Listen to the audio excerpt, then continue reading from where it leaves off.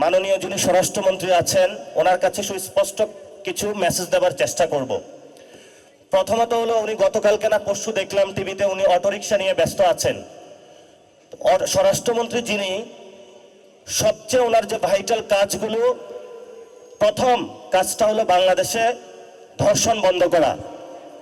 আমাদের নারীরা আমাদেরকে মেসেজ দিচ্ছে যে এক নারী বলল তার 2জন বাচ্চা আছেন, ছোট ছোট বাচ্চা আছেন, উনি আতঙ্কে আছেন যে কে ধর্ষণ করে তাদেরকে চলে যায়।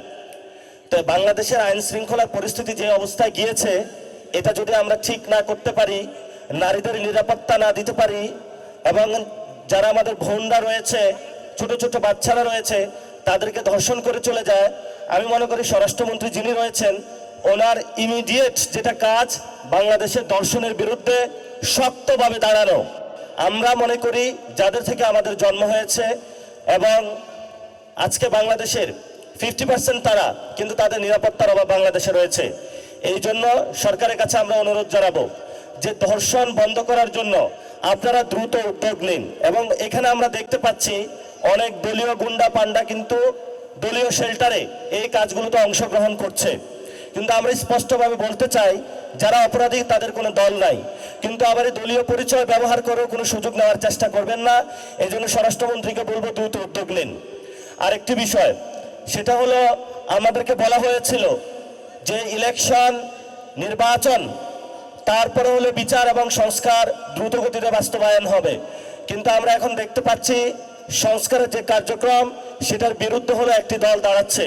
দলটির নাম হলো বিএনপি। এই বিএনপির ভাই, নেতা কর্মী এবং যারা পার্লামেন্টে যাচ্ছেন, যারা সরকারে আছেন, আপনাদেরকে অনুরোধ করব সংস্কারের যে রিফর্ম অ্যাসেম্বলি, সেটা দ্রুত গঠন করার জন্য আপনারা উদ্যোগ নিন। যদি এটা না করতে পারেন, তাহলে আমাদের যে ম্যান্ডেটটা ছিল গণ অভ্যুত্থানের পরে শহীদ এবং আহতদের, আমরা সেই জায়গায় আবার ফিরে যাব। তো এই জন্য রাজপথে আমরা শান্ত থাকতে চাই। আমরা আমাদের যে নিয়মিত কার্যক্রম সেগুলো চালিয়ে যেতে চাই। আমাদেরকে আপনারা অশান্ত করবেন না। যদি আমাদেরকে আপনারা অশান্ত করেন, তাহলে আপনারা অশান্তিতে থাকবেন। এখন অনেক জায়গায় দেখতে পাচ্ছি যে প্রধানমন্ত্রী হলো গাড়ি ট্রাফিক সিগন্যালে দাঁড়িয়ে যায়, আবারই দেখতে পাচ্ছি বিদ্যুৎ খরচ কমিয়ে দিচ্ছেন, আবারই হলো দেখলাম স্বরাষ্ট্রমন্ত্রী হলো অটোরিকশা নিয়ে ব্যস্ত আছেন। কিন্তু একদিকে হলো ধর্ষণ হচ্ছে, আরেকদিকে হলো বিভিন্ন জায়গায় খুন হচ্ছে। তো এটা হলো বিপরীত একটা মুখী প্রতিক্রিয়া। এটা হলো আমরা শেখ হাসিনার সময় দেখেছিলাম। শেখ হাসিনা কতক্ষণ হলো গণভবনে মাছ ধরত, কতক্ষণ তাহাজ্জুদের মুনাজাত দিত। তো একজনকে ফেসিস্ট সিস্টেমের কাঠামোর অনেক উপরে উঠানো হয়েছে। সবাই দুনিয়ার খারাপ, শেখ হাসিনা ভালো ছিল। এখন এই পরিস্থিতি দেখতে পাচ্ছি সবাই খারাপ, কেউ চান্দাবাজ, কেউ দুর্নীতিবাজ, কেউ সন্ত্রাসী, কিন্তু একজন আল্লামা উপস্থিত হয়েছেন, উনি সব ভালো। উনি ট্রাফিক সিগন্যালে দাঁড়িয়ে যান, বিদ্যুৎ কমিয়ে দেন, সব কিছু উনি ভালো কাজ করে। কিন্তু আমি আপনাদেরকে অনুরোধ করব, আপনারও মেয়ে সন্তান আছে 2জন, আপনার ওয়াইফ আছে, আমাদেরও মা বোন আছে। অনেক কষ্টের জায়গা যদি এই গণ অভ্যুত্থানের পরে কোনো বোনদের আমরা দর্শন হতে দেখি, প্লিজ মাপ চাই।